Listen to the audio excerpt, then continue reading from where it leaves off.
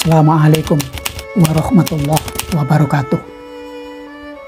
Dalam memperingati 1 abad Kartini, diterbitkanlah bunga rampai tulisan berkenaan dengan Kartini yang dicetak sampai cetakan yang keempat oleh Pustaka Sinar Harapan. Dalam kumpulan bunga rampai tulisan berkaitan dengan Kartini, 1 abad Kartini ini, kurang lebih ada 15 tulisan. Tapi yang paling menarik bagi saya, tulisan dari Harsha W. Bachtiar dengan judul Kartini dan Peranan Wanita dalam Masyarakat Kita. Berkaitan dengan posisi perempuan dalam masyarakat yang cenderung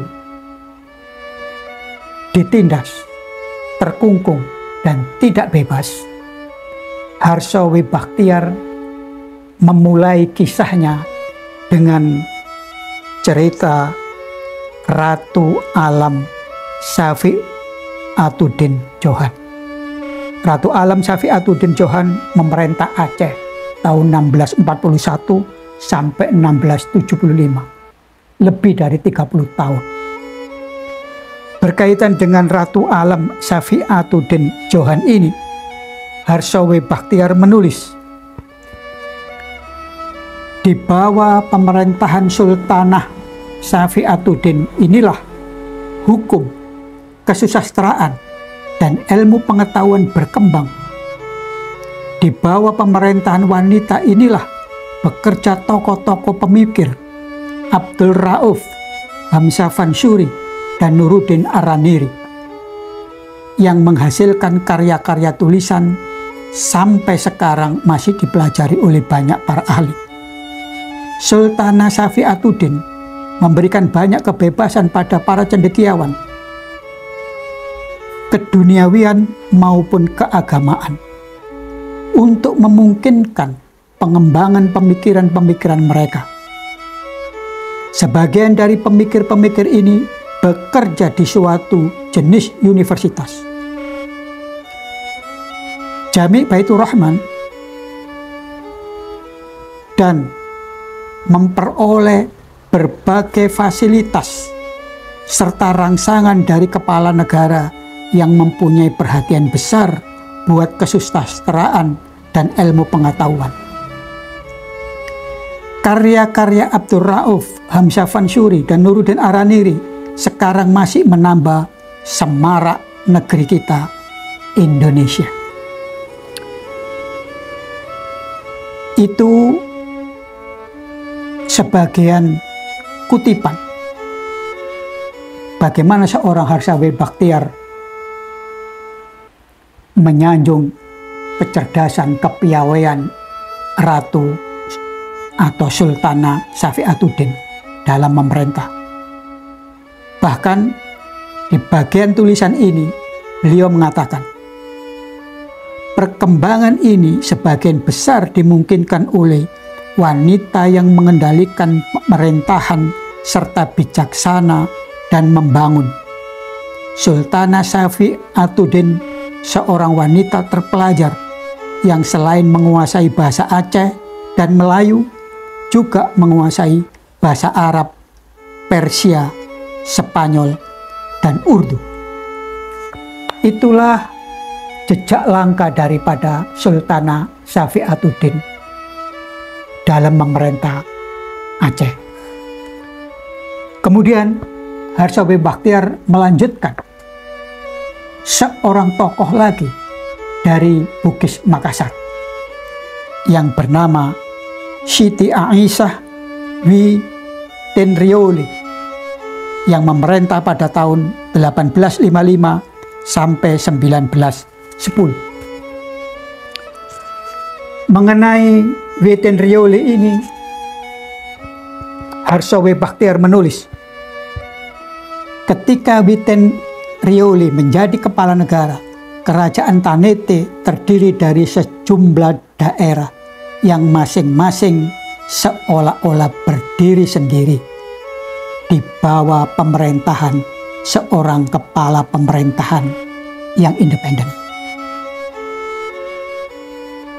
Tetapi di bawah pemerintahan wanita ini yang rupanya sangat mahir berpolitik, kekuasaan di kerajaan ini yang luasnya sekitar 61.180 hektar dan pada tahun 1861 berpenduduk 13.362 jiwa dapat dipersatukan dalam tangannya. Tak lama sesudah Witen Riole dinobatkan, beliau mengusahakan agar daerah di mana ibunya memerintah sebagai Aru dapat dikuasainya secara langsung. Beliau berhasil meyakinkan pemerintah Belanda di Makassar untuk menarik ibunya, Cholle Pujie, ke Makassar. Witen Riole tidak hanya mahir di dalam bidang pemerintahan, melainkan juga mahir dalam bidang kesusastraan.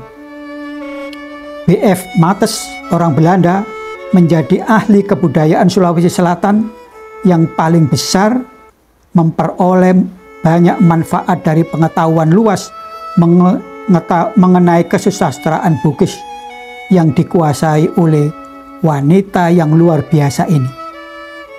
Dari Witen Riole ini, Mates antara lain memperoleh suatu ikhtiar dari epos La Galigo.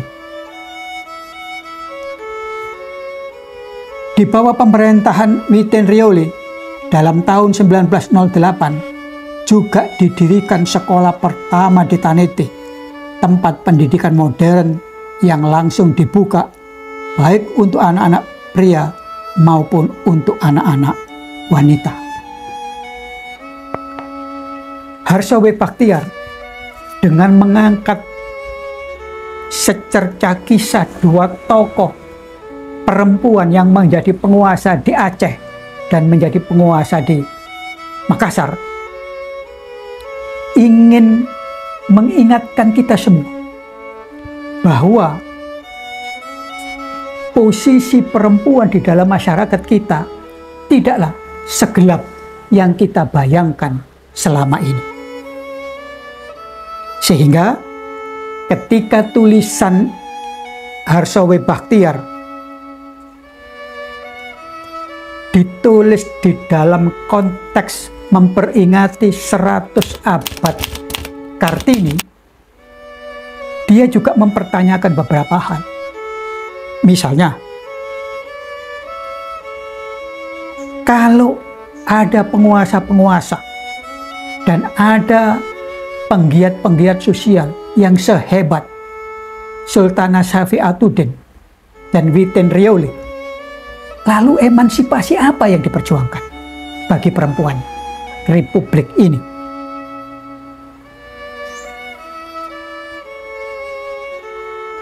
Untuk menjawab itu, Harsowe Bachtiar mengemukakan, pada umumnya pendekar-pendekar perjuangan wanita di Indonesia menunjuk pada adat sebagai pengekang kemajuan wanita. Adat ditanggapi sebagai sesuatu atau kekuatan yang menempatkan wanita dalam kedudukan yang kurang terhormat dan tidak banyak memberikan peluang untuk memungkinkan pengembangan daya kemampuan wanita kita. Adat digambarkan sebagai sumber segala ketidakadilan, pengekangan, kebebasan, dan kejahatan, terutama berkenaan dengan para wanita.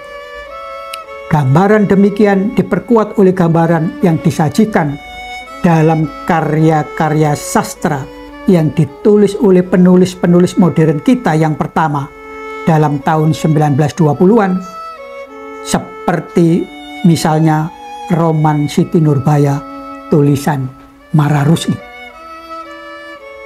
Sebenarnya dalam masyarakat tradisional yang belum begitu berkembang, tidak banyak kemungkinan pembedaan hak dan kewajiban antara golongan pria dan wanita.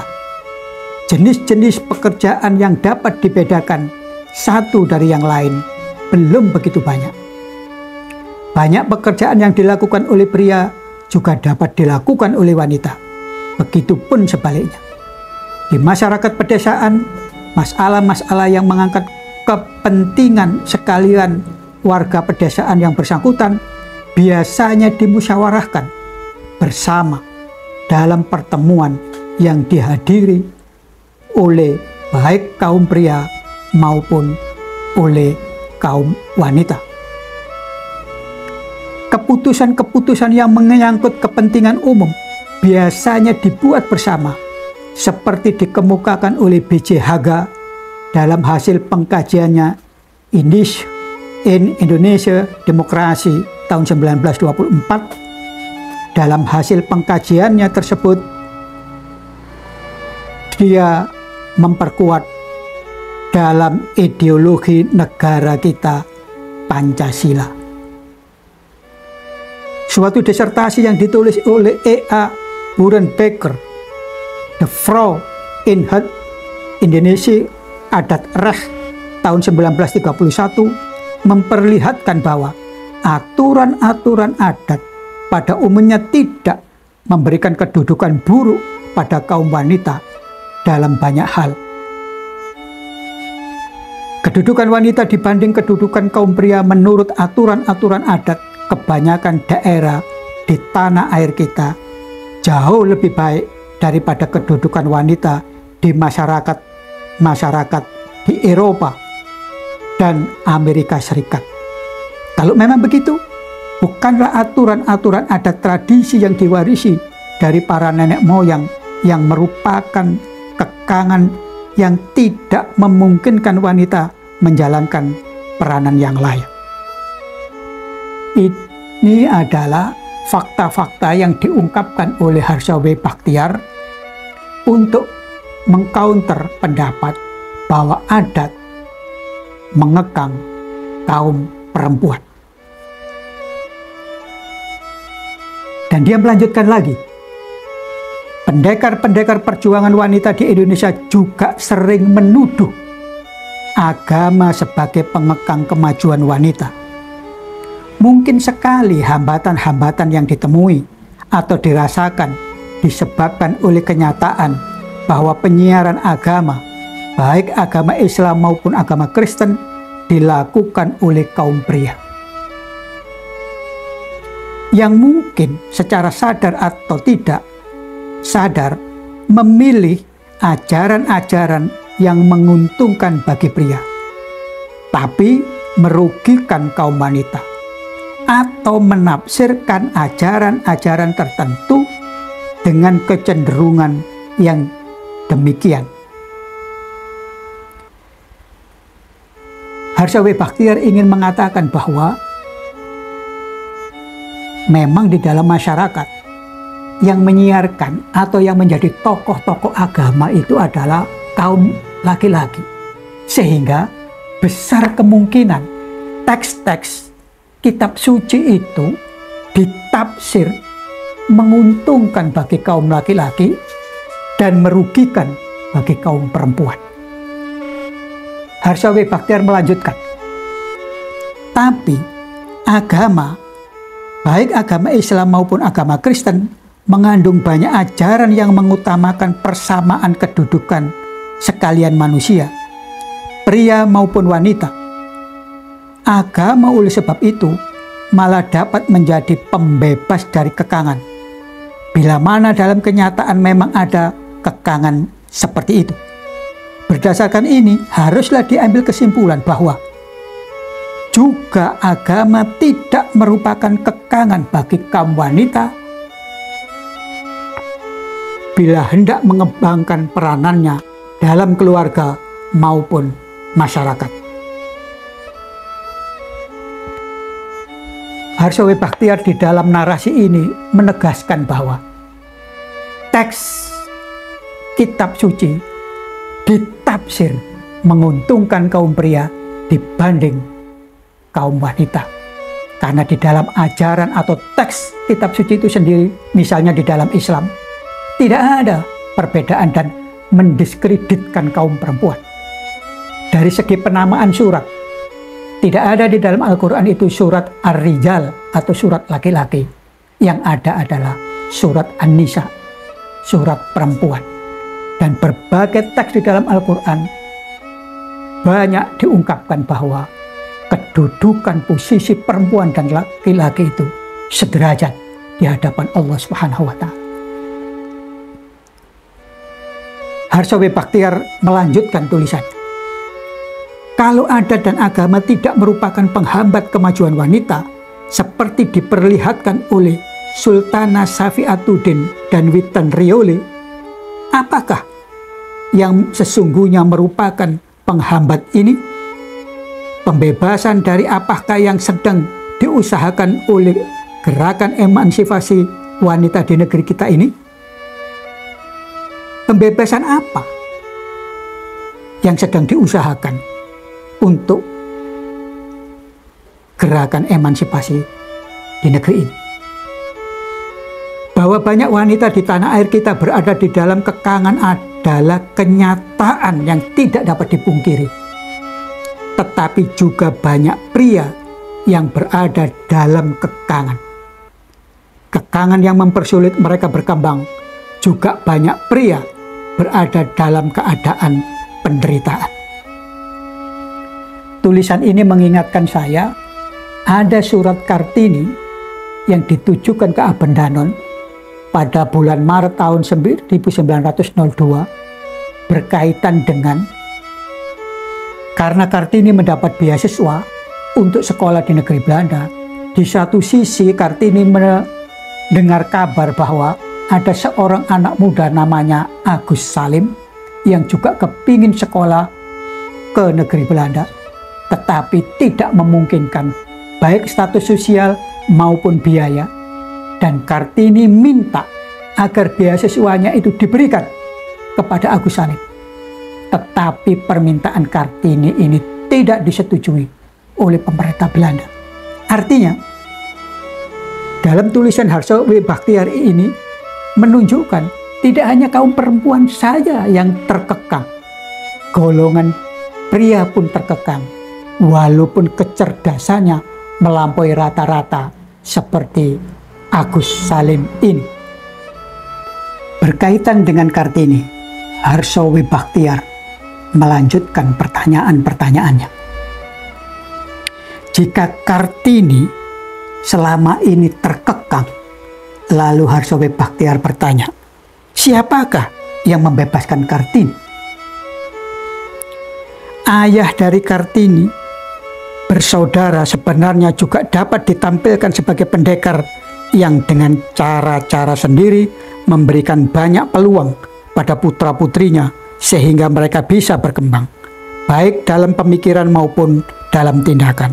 Mengapa bukan ayahnya, Bupati Sosroningrat dari Jepara, yang ditampilkan ke depan sebagai pendekar kemajuan? Jadi kalau Kartini merasa terkekang dan kemudian Kartini bisa bebas, siapa yang bisa membebaskan itu? Kalau bukan bapaknya. Karena bapaknya telah memberikan kebebasan Kartini untuk menulis, untuk membaca buku. Mengapa bukan bapaknya yang diangkat menjadi pendekar kemajuan? Itu pertanyaan Harsawi Bachtiar. Dan pertanyaan itu dijawab sendiri oleh Harsawi Bachtiar dengan kalimat, sebagian dari jawaban atas pertanyaan tersebut di atas terkandung dalam kenyataan bahwa Kartini dipilih oleh Belanda untuk ditampilkan ke depan sebagai pendekar kemajuan wanita pribumi di Indonesia. Mereka tidak memerlukan pendekar pria sebab kesulitan yang dihadapi oleh Belanda dalam usaha penyebaran pendidikan modern adalah berkenaan dengan wanita pribumi.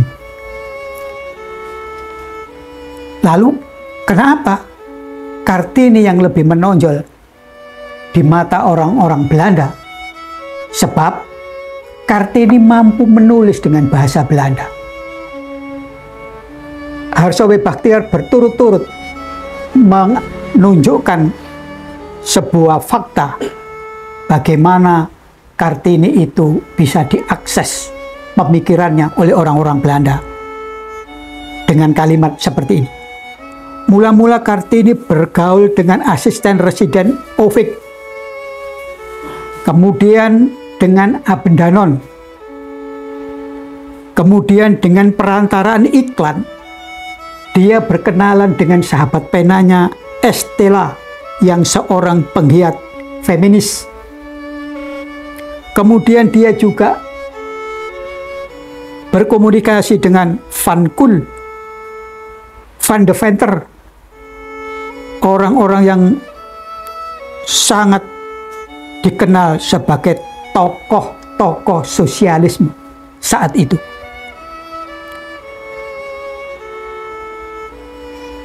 Dengan piawainya Kartini menulis surat di dalam bahasa Belanda dan banyaknya akses yang dilalui dengan orang-orang Belanda di negeri Belanda maupun di Hindia Belanda sendiri, maka Kartini dan pikirannya lebih banyak dikenal oleh orang-orang Belanda dibanding dengan perempuan-perempuan lain.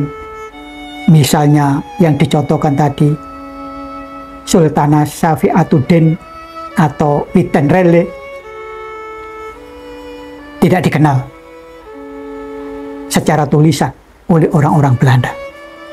Berkaitan dengan ini, Harso W. Bachtiar melanjutkan, orang-orang Indonesia di luar lingkungan terbatas Kartini sendiri dalam masa kehidupan Kartini hampir tidak mengenal Kartini dan mungkin tidak akan mengenal Kartini bila mana orang-orang Belanda tidak menampilkan Kartini ke depan dalam tulisan-tulisannya, dalam percakapan-percakapannya, maupun tindakan-tindakan mereka.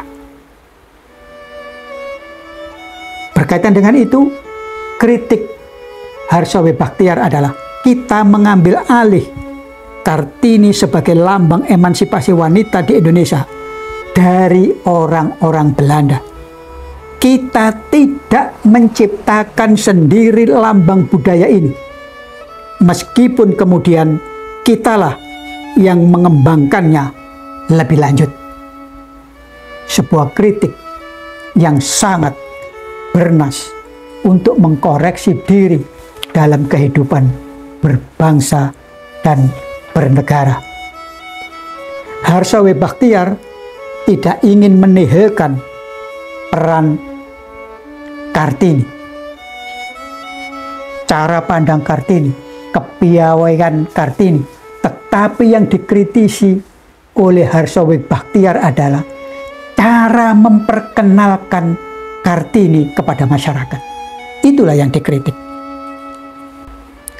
Harapan Harso W. Bachtiar adalah seharusnya kita mengenal dengan baik, kita tekun mencermati dan meneliti fakta dan data, kepiawaian, kecerdasan, potensi-potensi besar anak bangsanya tanpa harus menunggu orang asing yang mempromosikan terlebih dahulu.